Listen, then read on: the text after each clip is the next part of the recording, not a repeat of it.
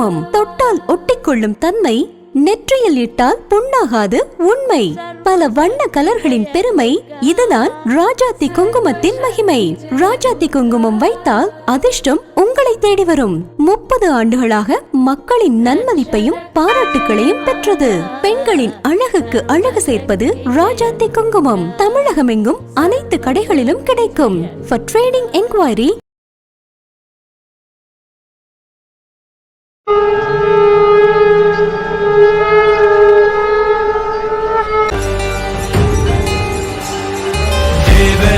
सेव्यमान पावनांघ्रि पंकजं व्यालयज्ञ सूत्रमिन्दुशेखरं कृपाकरं नारदादि योगी वृन्द वन्दितं दिगम्बरं काशिकापुराधिनाथ कालभैरवं भजे।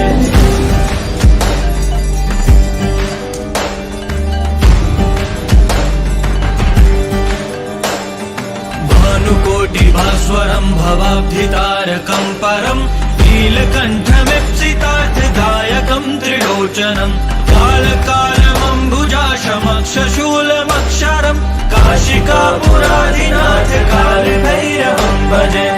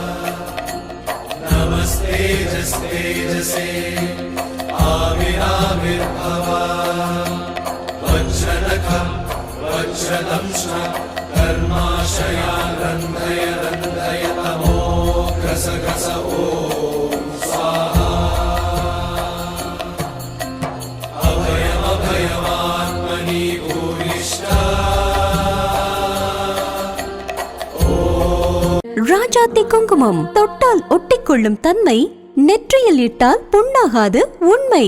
பல வண்ண கலர்களின் பெருமை, இதுதான் ராஜாத்தி குங்குமத்தின் மகிமை. ராஜாத்தி குங்குமம் வைத்தால் அதிர்ஷ்டம் உங்களை தேடி வரும். 30 ஆண்டுகளாக மக்களின் நன்மதிப்பையும் பாராட்டுகளையும் பெற்றது. பெண்களின் அழகுக்கு அழகு சேர்ப்பது ராஜாத்தி குங்குமம். தமிழகமெங்கும் அனைத்து கடைகளிலும் கிடைக்கும். For trading enquiry சிகாகோல அந்த சர்வமத சபையில சகோதர சகோதரிகளேன்னு சொன்ன ஒரே ஆள் விவேகானந்தர் இல்ல. கிட்டத்தட்ட 11 பேர் என்னமோ சொல்லியிருக்காங்க சகோதர சகோதரிகளேன்னு. அவைகள் வார்த்தைகளாக இருந்தன. ஒரே ஒரு நபரிடம் இருந்துதான் அது உணர்வாக வெளியே வந்தது. அது அப்படியே ரிசீவ் பண்றாங்க. எதிர எல்லாருக்கும் உள்ள ஆடுது, என்னடா ஏதோ சொல்றானே அப்படின்னு. ஒரு sisters and brothers of America அப்படின்னா அது எப்படி போய் நிற்கும்? அது அப்ப எவ்வளவு உணர்வுபூர்வமான விஷயத்தை கொண்டு போய் சேர்க்கிறார். அவருக்கு தெரியுது அந்த நேர நெருக்கடி. அவருடைய ஆயுட்காலம் மட்டுமல்ல, அந்த இடத்துல அவருக்கு எவ்வளவு நேரம் இருக்குங்கிறது தெரியும். ஆரம்பிக்கும் போது எப்படி கொண்டு போறார்? நான் நன்றி சொல்கிறேன்னு சொல்றார். நன்றி சொல்லும் போது ஒரு புள்ளி வைக்கிறார். யார் நன்றி சொல்றா தெரியுமா உனக்கு? நான் ஒரு சன்னியாசி, ஏதோ காவி ட்ரெஸ் போட்டு வந்திருக்கேன், நான் விவேகானந்தர், ரொம்ப தேங்க்ஸுங்க அப்படி சொல்ல. உலகின் மிக பழமையான மிக நீண்ட துறவிகளை கொண்ட தேசத்தின் சார்பாக நன்றி சொல்கிறேன். ஒரு தேங்க்ஸ் கிவிங்ல, ஒரு நன்றி பாராட்டுதல்ல நான் யாரு அப்படின்னு இந்த தன்னுடைய பெரியவர்களை சாமி கும்பிடும், பெரியவர்கள்ட்ட கும்பிடும் போது அபிவாதையே அப்படின்னு சொல்லி கும்பிடணும்னு சொல்லுவாங்க. நான் யாரு, என்னுடைய கோத்திரம் என்ன, என்னுடைய குலம் என்ன, என்னுடைய தகப்பனார் என்ன, என்னுடைய குருநாதர் யாரு, என்னுடைய என்னென்ன சோ சர்மானம் அப்படின்னு சொல்லிட்டு அவங்களுக்கு குருட்ட சொல்லிட்டு கால் விடுவாங்க. முதல் 4 வரியில விவேகானந்தர் அபிவாதையே சொல்றாரு. நான் யார் தெரியுமா அப்படின்றார். நான் யார் தெரியுமா அப்படின்ற.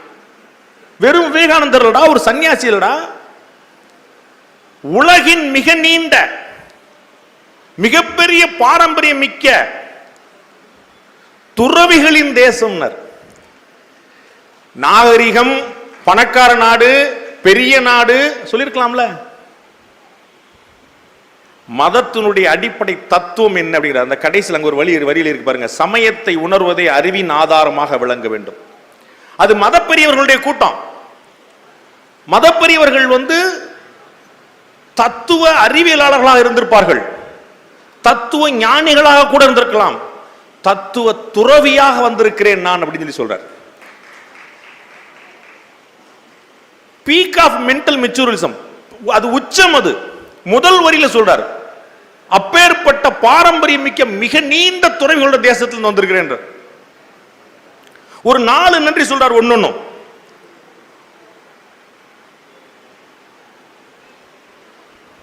எல்லா மதத்தோடைய தலைவர்களும் இருக்கிறாங்க.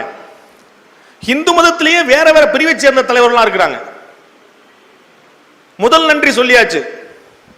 வந்திருக்கவங்க பூரா மத தலைவர்கள். நீ எல்லாம் சின்ன பையனடா அப்படின்னு சொல்லக்கூடாது, நான் பெரிய ஆளு அப்படின்னு சொல்லக்கூடாது. ஆனா அவனுக்கு புரிய வைக்கணும். முதல் நன்றி சொன்னாரு. 2வது நன்றி சொன்னாரு, உலகத்தின் மதங்களுக்கெல்லாம் தாய் மதத்தின் நாட்டில் இருந்து நான் உங்களுக்கு நன்றி சொல்கிறேன், அவர்கள் சார்பாக நன்றி சொல்கிறேன். ஒரே வரி, உலக மதங்களுக்கெல்லாம் தாய் மதம். இதை விட ஒரு பெருமையை அடக்கத்தோடு எப்படி சொல்ல முடியும்? மூத்த மதம்னு சொல்லியிருக்கலாம், முதல் மதம்னு சொல்லியிருக்கலாம், இன்றும் உயிரோடு இருக்கும் மதம்னு சொல்லியிருக்கலாம். தாய் மதம்னு சொன்ன எல்லா மதங்களையும் ஏற்றுக்கொள்கிற மதம், எல்லா மதங்களையும் பிள்ளைகளாக கருதுகிற மதம். அடுத்த வரியில் சொல்றார், வெறும் மதம் இல்ல, வெறும் இசம் இல்ல, வெறும் கொள்கை அல்ல, அந்த மதத்திலேயே அடிப்படை ரத்தத்தில் ஊறியது தாய்மை. உலக மதங்களின் தாய் மதம். அந்த மதத்தின் சார்பாக நன்றி கூறுகிறேன். அடுத்தவர் இன்னும் அழகா சொல்றார், நான் வியந்துகிட்டே போறேன். I thank in the name of millions and millions of Hindu people of all classes and all sects. கோடிக்கணக்கான இந்து மக்களின் சார்பாக. எப்பேற்பட்ட இந்து மக்கள்? பல்வேறு பிரிவுகளாக, பல்வேறு கிளைகளாக இருக்கக்கூடிய லட்சக்கணக்கான கோடிக்கணக்கான இந்து மக்களின் சார்பாக நன்றி சொல்கிறேன். முதல்ல துறவி எப்படி அந்த புரோட்டோகால் எடுத்து வர்றாரு பாருங்க. அதன் பிறகு உலக மதங்களுக்கெல்லாம் தாய் மதம். அப்புறம் ரிவீல் பண்றார், என்ன மதம் கன்ஃபியூஸ் ஆயிடக்கூடாதுன்னா இந்து மதம், நோ கன்ஃபியூஷன், இந்து மதம். நாளைக்கு எந்த மதம் கன்ஃபியூஸ் பண்ணிடக்கூடாது இல்லையா? தாய் மதம்னா அது ஒரு மதம். அடுத்த வரைக்கும் வர்றார், அது இந்து மதம். அந்த இந்து மதம் எப்படிப்பட்டது? இன்னைக்கு சில பேர் சொல்லுவாங்க இந்து மதம்னு ஒண்ணு கிடையாது, இந்தியான்னு ஒண்ணு கிடையாது. உலகத்தோட மூத்த துறவிகள் இவங்க தான் சர்டிஃபை பண்ணணும். ஏன்னா அவங்கள்ட்ட பெர்த் சர்டிஃபிகேட் வாங்கல. நம்ம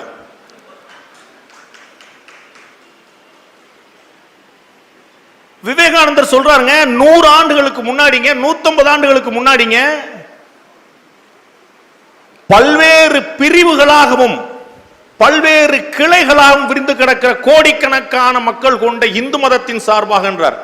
அத்தனை பிரிவுகள் இங்கு உண்டு, அத்தனை கிளைகள் உண்டு என்று அங்கீகரிக்கிறார். அவருக்கு தெரியும் பிரிவு என்பது வேறு, பிளவு என்பது வேறு என்று விவேகானந்தருக்கு தெரியும். நிறைய இருக்கிறாங்க. ராமகிருஷ்ண மடம் இருக்கிறது, விவேகானந்த கேந்திரம் இருக்கிறது, அதுல வேலூர் மடம் இருக்கிறது. நிறைய, எல்லாமே ஒரே பணி, இறை பணி, மக்கள் பணி. இது பிரிவு, பிளவு அல்ல. வேற ஒரு இடத்துல சொல்றார், இந்துக்களுக்குள்ள இவ்வளவு பிளவு இருக்குதே, சமயங்களே 6 7 சொல்றாங்களே. ஒருத்தர் சாமியை கும்பிடுறார், ஒருத்தர் சூரியனை கும்பிடுறார், ஒருத்தர் இந்தனை கும்பிடுறார், ஒருத்தர் திருமாலை கும்பிடுறார், ஒருத்தர் பிள்ளையார கும்பிடுறார், ஒருத்தர் முருகனை கும்பிடுறார். என்னப்பா ஆளுக்கு ஒரு மதமாப்பா அப்படின்ற? ஆமான்றார். என்னுடைய மதம் ஒவ்வொரு தனிநபரும் ஒரு தனி மதம் என்று உணரும் வரை பிரிய முறை எனக்கு பிரச்சனையே இல்லை. ஒவ்வொரு தனிநபரும் ஒரு தனி மதம், ஒரு பிரச்சனை கிடையாது. ஏன்னா மதத்துக்கான அவருடைய கோட்பாடு வேறு. வெறும் சாமி கும்பிடுவது அல்ல, முதல் வரியில் எவ்வளவு அழகா போட்டிருக்கோம், என் குழந்தை சேற்றையும் புழுதியையும் பூசிக்கொண்டிருந்தால் அதை கழுவி மடி மீது அமர்த்திக் கொள்வது என் கடமை அல்லவான்னு அம்மா சொல்லி கொடுத்திருக்கிறான். அன்னை சொல்லி கொடுக்கிற வார்த்தை, என் பிள்ளை புழுதியோட வந்து நிக்குது, சேரோட வந்து நிக்குது, விட்டுற முடியுமா? அது என்னுடைய பிள்ளை இல்லையா? அதை குளிப்பாட்டி அழகுபடுத்தி அப்படியே இருந்தா கூட, அழுக்கோடு இருந்தா கூட என் மடியில உட்கார வச்சிருப்பேன். அதுதான் அன்னையுடைய வாக்கு, அதுதான் இந்த இந்து மதத்துடைய வாக்கு. எவ்வளவு தூரம் இந்து மதத்தை இழிவுபடுத்தினால் கூட அந்த மடம் அதே தாயுள்ளத்தோடு உங்களை ஏற்றுக்கொண்டிருக்கும். என்னுடைய பிள்ளை, அறியாத பிள்ளை, நீ சொல்றா அப்படின்னு சாதாரண உட்கார்ந்து. இந்த சகிப்புத்தன்மை வேற எங்கேயாவது பார்க்க முடியுமா? அதையும் அடுத்த வரி சொல்றார். இந்த கேள்வி நான் கேட்கிறேன் பத்தில, அந்த சகிப்புத்தன்மை பார்க்க முடியுமான்றோம்ல, அதையும் சொல்றார். I am proud to belong to a religion which has taught the world both tolerance and universal acceptance. நான் எந்த மதத்துல வந்திருக்கேன், அந்த மதத்தோட பேரை சொன்னேன், அந்த மதத்தோட குணத்தை சொல்ல வேண்டாமா? துறவிகள் கொண்டது, பழமையானது இந்து மதம். அப்புறம் அதோட கேரக்டர் சொல்ல வேண்டாமா? இந்து மதம் எந்த மதம் தெரியுமா? ஒட்டுமொத்த உலகத்திற்கும் சகிப்புத்தன்மையை சொல்லிக் கொடுத்த மதம் இந்து மதம். I am proud to belong to a religion which has taught the world, உலகத்துக்கு சொல்லிக் கொடுத்ததுன்றார். எங்க உட்கார்ந்துட்டு சார்? ராமகிருஷ்ண மடத்திலையா? விவேகானந்தர் இல்லத்திலையா? சிக்காகோல அமெரிக்கால பெரும்பான்மையான கிறிஸ்தவர்களும் மற்ற அத்தனை சமயத்தவர்களும் இருக்கக்கூடிய சபையில, சர்வ மத சபையில உனக்கு சகிப்புத்தன்மையை சொல்லி கொடுத்த மதம் என்னுடைய மதம் சொன்னார். சாத்தியமா இது? கற்பனை பண்ண முடியுமா?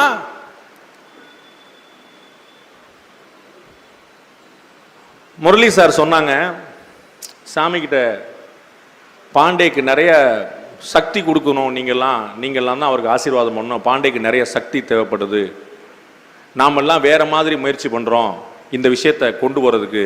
பாண்டே சண்டை போட்டு அந்த முயற்சியை பண்ணிட்டு இருக்கிறாரு, நம்ம சார்பாக அவர் சண்டை போட்டுருக்காரு, அவருக்கு நிறைய சக்தி வேணும் அப்படின்னார். முரளி சார் சொல்கிறதுக்கு ரொம்ப முன்னாடியே எனக்கு அதுக்கான பாடத்தை சாமி சொல்லிட்டாங்க. உள்ள நான் மடத்தில் ஒவ்வொரு இடமா சுற்றி காட்டுறாங்க. அப்போ சிலை உருவத்தில் பல விஷயங்கள் செய்யப்பட்டிருக்கு. மற்றெல்லாம் இவங்களுக்கு தெரியும்ல சொல்லிட்டே வர்றாங்க. ஒரு இடத்துல சாமி என்னை கூட்டு நிப்பாட்டினாங்க. இது பார்த்தீங்களா? என்ன?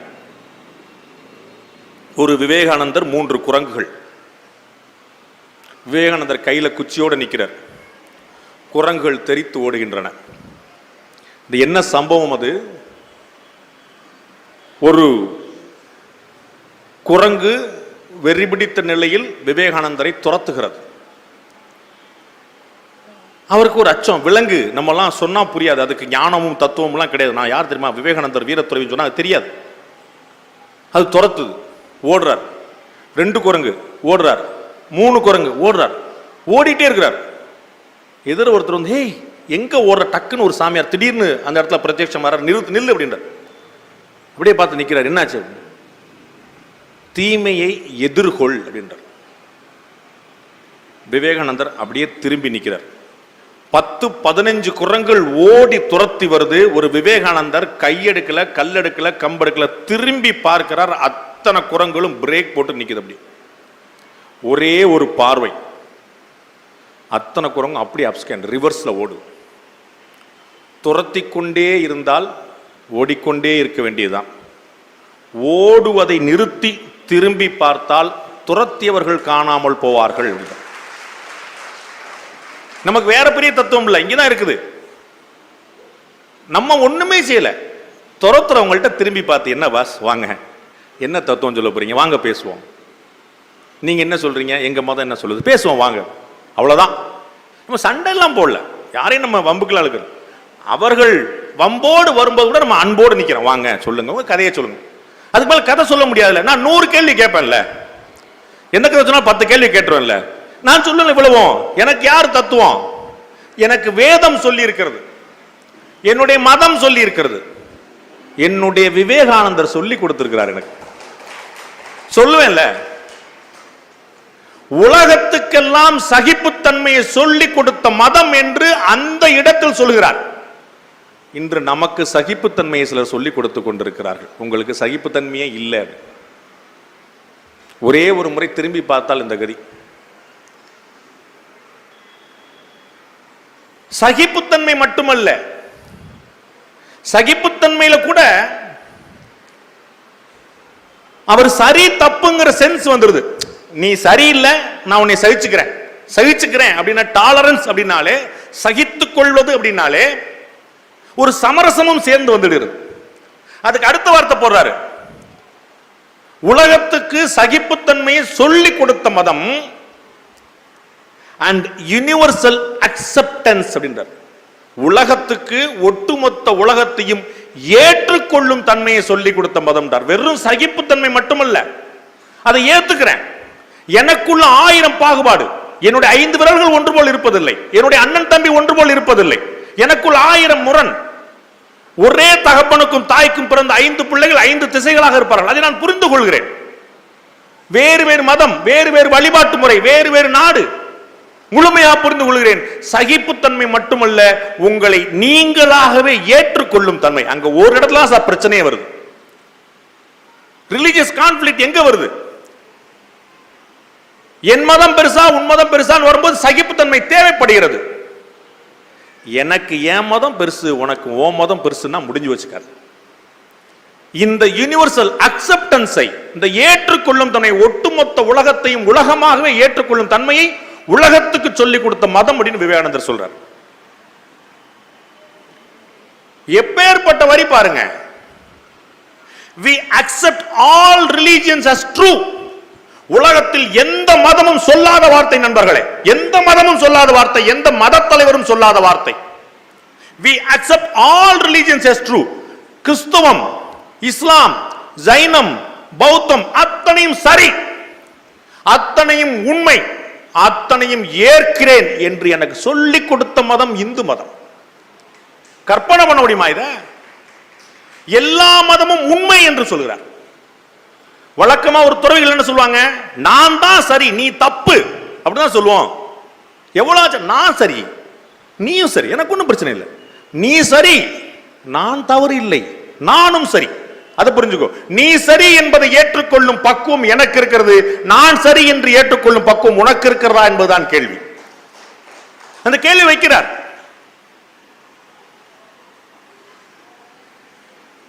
விவேகானந்தர் மாதிரி ஒரு தொலைநோக்கு பார்வை பார்க்க முடியுமான்னு யோசிக்கிறேன். அடுத்த வரிகள் பாருங்க. I am proud to belong to a nation. முதல்ல வந்து ஒரு பாரம்பரியத்தை சொல்கிறார், அதன் பிறகு ஒரு மதத்தை சொல்கிறார், அதன் பிறகு அந்த மதத்தின் பெயரை சொல்கிறார், அதன் பிறகு அந்த மதத்தின் குணத்தை சொல்கிறார், அதன் பிறகு இவ்வளவு நல்ல விஷயங்கள் கொண்ட இடம் எந்த இடமா இருக்கும் எல்லாம் கன்ஃபியூஸ் ஆயிரும். யாரா அது வேற மாதிரி சைஸா பேசுறாரு, எந்த ஊர்க்காரனா இருப்பான் அப்படின்னு சொல்லும்போது என் நாட்டை சொல்றேன்னு கிளம்புறார்.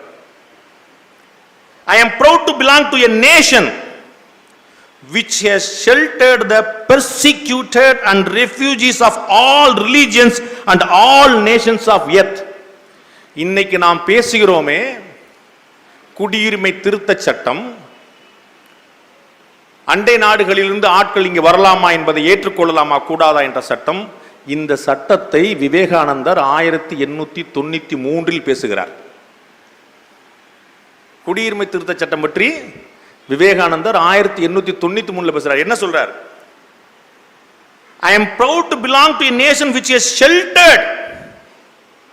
மத ரீதியாக துன்புறுத்தப்பட்ட அத்தனை பேருக்கும் அடைக்கலம் கொடுத்திருக்கும் தேசத்திலிருந்து வந்திருக்கிறேன் என்று சொன்னார். என்னைக்கு 1800 இறுதியில சொல்றார் அவர். அன்னைக்கு அவர் வந்து இஸ்ரேலிஸ்டையும் ஜோராஸ்ட்ரியையும் கோட் பண்றார், மேற்கோள் காட்டார். எந்த ஆண்டு இஸ்ரேலியர்கள் துரத்தப்பட்டார்களோ அந்த ஆண்டே அவர்களுக்கு அடைக்கலம் கொடுத்தோம். அப்புறம் பெரியாளா வருவானான்னு இன்னைக்கு மாதிரி வேர்ல்டுல தாதா வாயிட்டான் இஸ்ரேலிஸ்ட், அப்ப நம்ம கூட பழக்கம் வச்சுக்கல. அவர்கள் அனாதைகளாக துரத்தப்பட்ட போது அன்றே அடைக்கலம் கொடுத்த நாடு இந்தியான்னு சொல்றார். மத ரீதியாக துன்புறுத்தப்பட்டவர்களுக்கு அடைக்கலம் கொடுத்த நாட்டிலிருந்து வந்திருக்கிறேன். சகிப்புத்தன்மை என்பது எங்களுக்கு பேச்சல்ல, மத ஒற்றுமை என்பது எங்களுக்கு வார்த்தை அல்ல. வேர்ல்ட் அக்செப்டன்ஸ், உலகத்தை ஏற்றுக்கொள்வது என்பது எங்களுக்கு வெற்று ஜாலம் அல்ல. இது அத்தனையும் நடைமுறையில் செய்து காட்டி கொண்டிருக்கக்கூடிய ஒரு தேசம்னு சொல்றார். உதாரணத்தோடு சொல்ல இஸ்ரேலின் ஜோராஸ்ட்ரியர் மேற்கோள் காட்டி சொல்கிறார். அதற்கப்புறம் தான் அந்த இறையியல் தத்துவம். அதை புரிஞ்சுக்கிறதுக்கு எனக்கு எவ்வளவு நேரம் ஆகுதுன்னு பாருங்க. ராஜாத்தி குங்குமம் தொட்டால் ஒட்டிக்கொள்ளும் தன்மை, நெற்றியில் இட்டால் புண்ணாகாது உண்மை. பல வண்ண கலர்களின் பெருமை, இதுதான் ராஜாத்தி குங்குமத்தின் மகிமை. ராஜாத்தி குங்குமம் வைத்தால் அதிர்ஷ்டம் உங்களை தேடி வரும். 30 ஆண்டுகளாக மக்களின் நன்மதிப்பையும் பாராட்டுகளையும் பெற்றது. பெண்களின் அழகுக்கு அழகு சேர்ப்பது ராஜாத்தி குங்குமம். தமிழகமெங்கும் அனைத்து கடைகளிலும் கிடைக்கும். For trading enquiry